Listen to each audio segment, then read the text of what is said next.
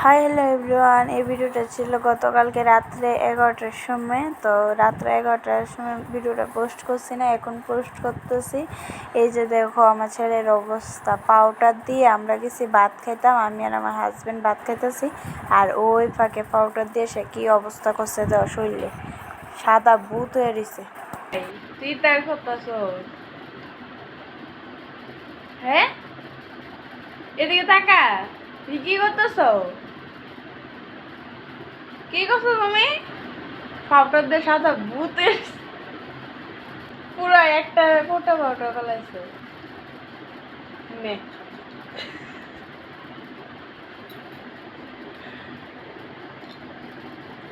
কাজ করলি বাবা, এটা কাজ করলি? আমি তো চুপচাপ কেটে আওয়াজ নাই, বুঝি ঘুমাই থাকা।